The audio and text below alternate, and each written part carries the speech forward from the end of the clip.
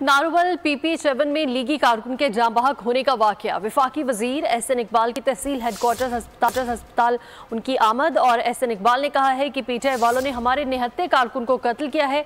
कातिल कानून से नहीं बच पाएगा। जफरवाल से जुल्म और गुंडागर्दी को जड़ से उखाड़ कर दम लेंगे। इस बारे में वफाकी वजीर एहसन इकबाल का क्या कहना था, आइए आपको दिखाते हैं। करता हूँ इस गुंडागर्दी की जो PTI के लोगों ने एक हमारे निहत्ते कारकुन के ऊपर, जो कि बुजुर्ग कारकुन थे, इन पर की है। और ये इस बात की दलील है कि ये अपनी गुंडागर्दी की जो एम्पायर थी या जो जागीर थी, उसकी शिकस्त और रेख देखकर कैसे ऊंचे हथकंडों पर उतर आए हैं। और ये हमारे सिपाही थे। हमने अमन, तालीम और तरक्की की जो तहरीक शुरू की है, ये उसके एक सिपाही थे। और मैं इन्हें सियासी शहीद कहूँगा कि अच्छे मकसद के लिए ये खड़े थे और इन्हें उसकी सज़ा दी गई है।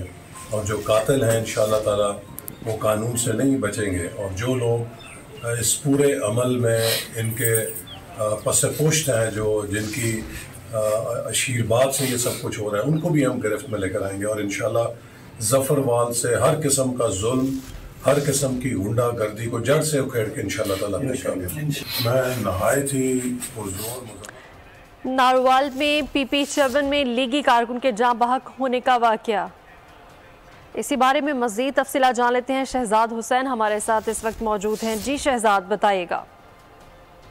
जी बिल्कुल, ये हल्का PP54 में जो शिद्दत के वाक़े यहाँ पे पेश आ रहे हैं, लड़ाई झगड़ा बिल्कुल मामूल बन गया हुआ है। तो एहसन इकबाल जो वफाकी वज़ीर बराए मनसूबाबंदी है, वो हॉस्पिटल पहुँचे हैं, जहाँ पे वो 60 साल जो हसास अदारे का मुलाजम PTI के कारकुनों के हाथों जाँ बहक हुआ है, उसके हवाले से वहाँ पे उन्होंने मीडिया ब्रीफिंग भी दी है।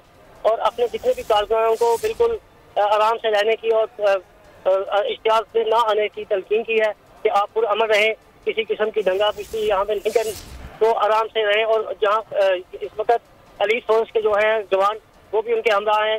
सैकड़ों जो पुलिस एहलकार हैं, वो भी उनके हमरा। रेंजर की भारी नफरी भी जो है जाए वकूआ पे पहुँच चुकी है। जी ठीक है शहजाद हुसैन, बहुत